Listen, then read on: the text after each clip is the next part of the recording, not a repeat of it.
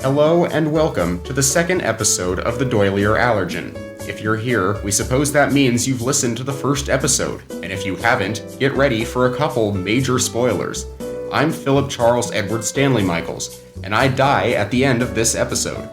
Today is November 29th, and it's currently 271 Kelvin outside.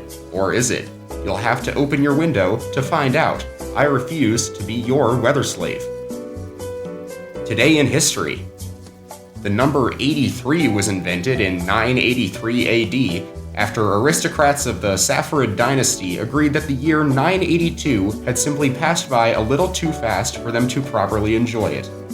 Turkey became popularized as America's go-to meat for Thanksgiving dinner in 1831 after the Parsons family of New Hampshire killed and ate the last great auk living in America. And in 1958, baseball legend Kent Slugger Vernington broke the record for most runs in a single game, which would be interesting if I had any interest whatsoever in baseball. We'll be back with more news. Don't go away unless you haven't seen episode 1, in which case get the hell out of here and come back when you're up to speed on last week's many plot twists. If you don't know what I mean when I mention the man in the red mask, you're going to be extremely confused for the next 30 minutes. The Doily-er Allergen will return with all the updates you need to look informed at parties after Christina gets here with the glockenspiel for our intro music.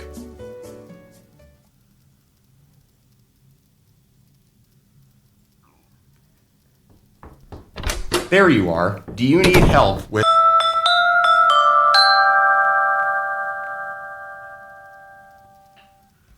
Our top story today. Have CAMBUSes been moving faster? Are people on them actually getting to class on time? Students around University of Iowa have noticed a recent uptick in CAMBUS drivers putting the pedal to the metal, so we sent vehicular trends correspondent Robin Galvey to investigate. Robin? Thanks, Philip. I'm currently running alongside a CAMBUS being driven by Sheldon Bird, here to get the inside scoop on the alleged increase among CAMBUSes. How are you today, Sheldon? In a rush. No time for small talk. Makes sense. And why exactly are you in such a rush? The one-legged man is almost at the airport. I have to catch him before he gets there. Who's the one-legged man? He was once a lover. Now, I'm not sure who he is. But regardless, I can't let him leave without at least trying to get the man I once loved back.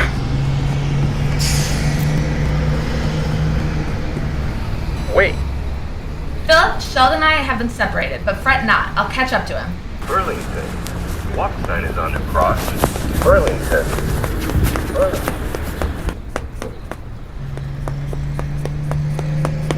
And what are you going to say to the one-legged man when you get to the airport? I'm gonna tell him that I know so much has changed, but I want to try again. I don't care that he has one leg. It's his one heart that I care about. Do you have flowers? No. No time for flowers. Oh, that's fine. Should I have flowers? No, it's fine. It's just, if I were going to declare my love for someone at the airport, I'd probably bring them flowers. But, it's fine. It's fine. Sure, it's fine. Aw, geez, you're making me nervous here. I'm sorry. That, really wasn't my intention. Let's change the subject and get your mind off it. What about recent allegations that you hit a girl after punching it a little too hard today? Seriously? You changed the subject to make me less nervous and that's what you changed it to? I have to ask. It's kind of my job. Oh yeah, I'm sorry. Let me help you with your job because I'm not busy enough right now. To answer your question, I don't remember hitting her. And it's crazy because now everyone's like, there's that guy who hit that innocent girl crossing the street. And there's just zero time for my narrative to be told. Which, by the way, is also part of your job to represent the little guy.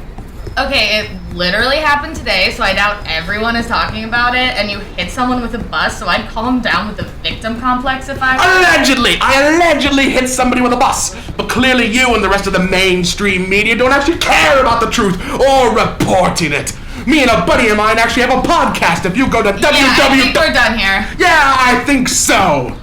And by the way, where's the nearest flower shop? Because now you've got me all psyched out about the stupid fucking flowers. Washington Street, I think. Buckle up, folks! The one-legged man has gotta get those goddamn flowers.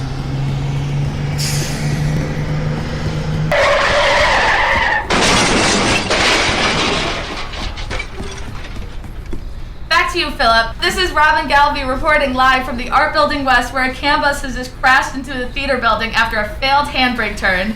Wonderful, Robin. Thank you. In other news, we've been handed a breaking weather update, as after an intense discussion, members of your rhetoric class have concluded that it's maybe going to snow tonight.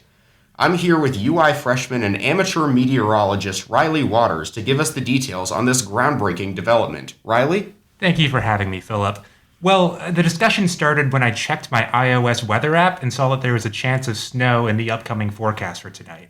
I, of course, made the expected announcement to the rest of my fellow classmates, and everyone turned to look out the window and check. There was the usual debate of whether or not the current weather looked like it was going to snow that night, and we decided conclusively that the answer was maybe. We also discussed how snow in November is like Christmas a month early, if it were hypothetically to happen, which seems very possible. After we made those points, Professor Hensch walked in and asked what we were talking about, so we restarted to bring him up to speed. Fascinating. And exactly what chance of snow did your phone claim? 60%, and let me tell you, that sparked its fair share of debate on exactly how likely a 60% chance of flurries at 9 p.m. is. After a great deal of deliberation, we ended up deciding that we may or may not wake up to snow-covered trees in the morning. Then one of our classmates, Mike, showed up and we restarted the whole discussion. We repeated all of our points with Mike there, and we ended up at the same conclusion, which is to say, could happen, could not. Any chance this could lead to school being canceled? No, you idiot. That seems a bit harsh, but... Admittedly, we did discuss this point as well, and we were leaning toward a hard maybe. But then the one sophomore in our class, Lucy, arrived to class late, and we restated the same information again. Lucy's older brother went here during the polar vortex, and so she reminded us that the Iowa administration is unlikely to cancel a class, even for the largest pre-Christmas blizzard anyone has ever seen. Good to know. Anything else to add? I don't believe so, but thank you for having me on the... Oh, hi, Christina. We don't need the music transition. Hi, Christina. We were just talking about how it could be snowing later tonight. My weather app said that there's a 60% chance of snow, which is right on the cusp, because it almost never pans out when there's a 50% we'll be back chance after or less. A word from so our it really sponsors. Could go either way. Christina, but if you look outside, cue. it sort of looks like it could snow tonight, right? See, there's some clouds over there, but I don't really know. What do you think? Christina? Are you dreading going home for Thanksgiving and seeing every fucking member of your extended family? Do any of these scenarios sound familiar to you? Trying to explain that pronouns have literally always been a part of language before eventually giving up. Helping a relative set up an Uber account while they yell at you that you're doing it wrong over your shoulder. Or attempting to deal with the stress by getting high in the garage with your cousin that you only see once a year, which results in you acting weird and paranoid for the rest of the night. Then you may be right for off-label Valium. Off-label Valium differs from traditional Valium because there's no doctors involved, which means that there's no doctor's instructions. Take as much as you want to, or around the holidays, as much as you need to. You can buy off-label Valium in your hometown from the same guy you used to buy weed from in high school. You know the one. Just tell him we sent you. Off-label Valium. Cause you could try getting drunk off that Thanksgiving wine, but that shit's like 6% alcohol.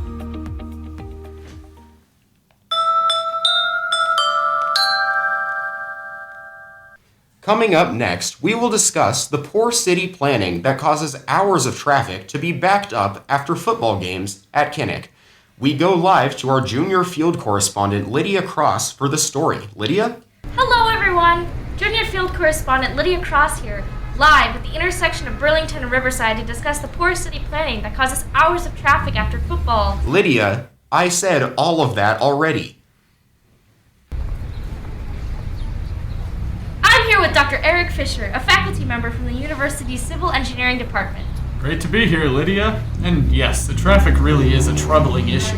When games end, we have to shut down multiple intersections to allow pedestrians to travel from the stadium to the bars downtown to celebrate Iowa's victory or mourn Iowa's loss.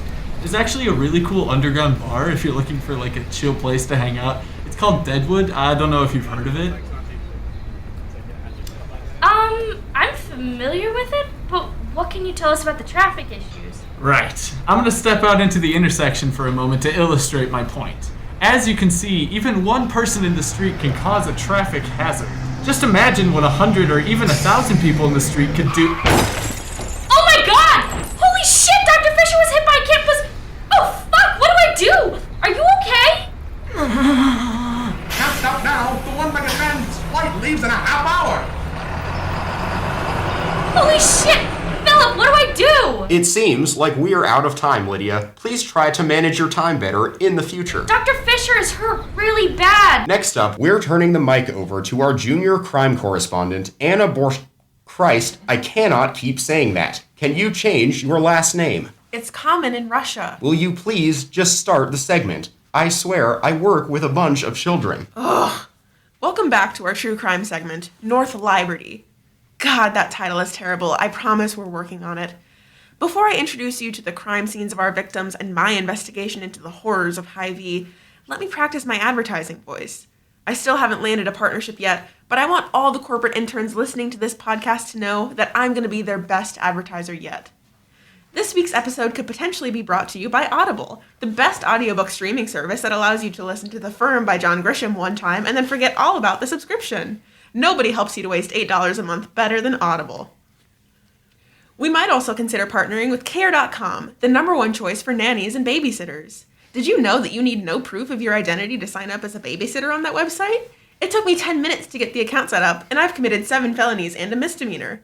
Care.com, your children are probably going to be fine. Now, we'll go over the grisly 911 call after the discovery of Dixie Normus's body, then discuss the circumstances of the crime scenes. We'll be right back after this new and improved xylophone intro.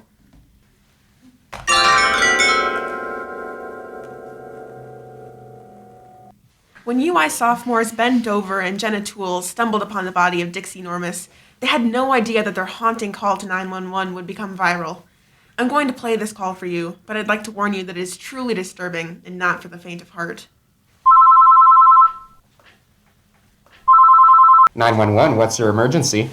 Hey, yeah, I'm at the bridge on Burlington Street, and yeah, you know that sorority chick that's been, passed out here for a few days? Yeah, I was the one who drew a dick on her forehead. Oh, really sick! Anyways, I think she might be dead. Oh, yeah, yikes. Have you checked to see if she has a pulse? Is she breathing? Nah, she's definitely in, rigor mortis by now. Ben, she's obviously reached secondary flaccidity. Rigor mortis is when the body gets all stiff, and secondary flaccidity is the second stage when the corpse's muscles relax. Get your head out of your ass. I mean, she's dead, okay? She looks pretty stiff to me. Even if she was in rigor mortis, which she isn't, you can't miss all those maggots crawling on her. If I'm seeing correctly, they're blowfly maggots, which means she's been dead for at least 1 day. Rigor mortis peaks at 12 hours, you sack of shit. Hey, don't talk to me like that. I'm not the one getting a criminology degree. Didn't you watch NCIS growing up? Oh my god, I love NCIS. Did you hear Mark Harmon is leaving the show? I cried when I heard about it. So, are the cops coming or not? Oh, shit, yeah, I'm sending some police your way. Chilling. The first time I heard this call, I nearly shit myself. And when I learned that ICPD had no plans to solve this case, I actually did shit myself. These crimes are too grisly and the circumstances too eerie to forget about them. It's time to discuss the crime scenes, and in all honesty, there isn't much to discuss. All 4 bodies appear to have been thrown into the Iowa River shortly after their deaths, whereupon they slowly floated to 4 different spots along the riverbank. Dixie Normus, the first victim, washed up near the Burlington Bridge with nothing but her clothes and a wallet. Her entire outfit was from ragstock, so naturally the clothes were all thrown in the trash as soon as her body was brought to the morgue. Her wallet, however, was saved and examined. Although we no longer have the wallet because of the freak Cuban cigar fire in the evidence locker, we still know what was inside it. All that the wallet contained was a Hy-Vee name tag and the driver's license that identified her name and address. Believe it or not, this is the case with every other victim so far. Stacy Recht, the second victim, was discovered near Art Building West by some artsy girl in a turtleneck and beret. My next investigative report should focus on who the hell thinks it's appropriate to wear a beret in 2021, but I digress. Tara Dickoff was found much further south, close to the Iowa City Animal Shelter, and York Hunt, the final victim, washed up behind the Riverside Dairy Queen. None of the bodies had any other pieces of evidence. No fingerprints, no blood, and no DNA could be recovered to hint towards a possible killer, and their wallets contained nothing but driver's licenses and Hy-Vee name tags. On the back of each name tag, printed in Comic Sans, was a phrase that said, "A happy team member of the North Liberty Hy-Vee family." I'm going to head to Hy-Vee now with my wire and tape recorder to see if I can get any information about the victims in person, since my phone call last episode didn't go so well. I'm hoping I'll be able to locate a manager among the sea of 17-year-old part-timers, but as long as I don't run into Kendra, I think I should be in the clear. Alright, I'm gonna go aisle by aisle to see if I can find someone to interview. Hi, welcome to Hy-Vee. Is there anything I can help you find? Oh, Kendra, hi. No, thank you, I'm just looking. Alright, that's a no-go. Let's check the next aisle. Hi, welcome to Hy-Vee. Is there anything I can help you find? I thought I just saw you in the last aisle. I don't think so. Can I help you find anything? I think I'm good. Hi, welcome to Hy-Vee. Is there anything I can help you find? Are you following me? Why would I do that? You're messing with my head. You have to be a triplet or something, right? You must be confused. Aisle 4. I swear if Kendra's here. Hi, welcome to Hy-Vee. Is there anything I can help you find? This can't be real. This isn't happening. Hi, welcome to Hy-Vee. Is there anything I can help you find? Leave me alone! Why would I do that? You're at the North Liberty Hy-Vee, Anna, where there's a helpful smile in every aisle. I didn't think you meant it literally. It was at this point that my recorder mysteriously malfunctioned. Around that moment, I ran out of the Hy-Vee, fearing for my life. What kind of insidious plot could they be hatching? Does Kendra have something to do with this? Maybe this mystery is all in my head. Maybe this is some strange dream or DMT trip that I'll wake up from at any moment. But until I get concrete proof that this is all just a weird hallucination, I'm going to solve this case. Mark my words. Next week, I will interview Detective Craig Kennedy once again to see the ICPD's perspective on the case, and I'll present a deep dive on the city of North Liberty itself. That's next time on North Lie-berty. Sorry again for that title.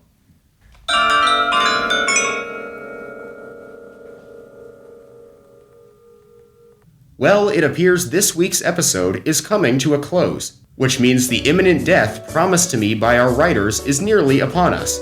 But because I'm dedicated to our craft here at the Doily-er Allergen, I'll use my final moments to bring you the rest of the news from this month. Beloved UI statue Rusty the Sloth has been cancelled after the resurfacing of prehistoric tweets. Archaeologist Nathan Kramers discovered several insulting posts from the giant mammal carved into the wall of a cave in 280 characters or less. The UI Natural History Museum has yet to discipline Rusty for his remarks, even after being made aware of posts like "LOL, looks like dodos are more like do-don'ts now." Yikes. We hope they'll reconsider. And in local idiot news, one UI freshman failed the most basic of tasks after he couldn't even— shh. Hey, Brian, we thought you weren't coming in today. No, you just surprised us is all. In a good way. Tell you what, I'm parched from working on the show. Could you swing by Union Station and grab me an orange juice? No pulp this time. Okay, thank you. Good riddance.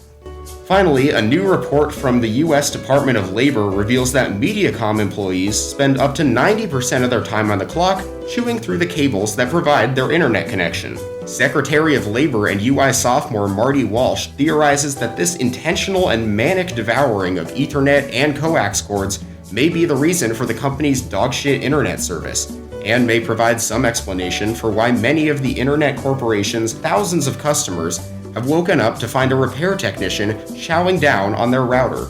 In response to the report, Mediacom president Carson Matthews told customers, quote, "What are you going to do about it? Switch providers?" Checkmate, I suppose. That's all for the Doily-er Allergen for today. We thank you for tuning in. I'm Philip Charles Edward Stanley Michaels, and for no particular reason, I'm thinking a lot about my family, who I haven't mentioned prior to right now. My 10-year-old son, Thomas Scott Stanley Michaels, should be waiting for me when I leave work to play a wholesome game of catch while we talk about the troubles with bullying he's had at school lately. And my dog David will greet me when I pull up into the driveway, while my lovely wife— Hands, show us your hands. Oh no, please, no. You thought you could get away with it, didn't you, Michaels? It's Stanley Michaels. It's hyphenated. Alright, smart guy, that's enough. You're coming with us. We'll be back soon with another 30 days worth of news crammed into 30 minutes. And if you enjoy what you've heard today, Stop resisting! we strongly encourage you to spread the word to your friends and enemies alike. Until next time.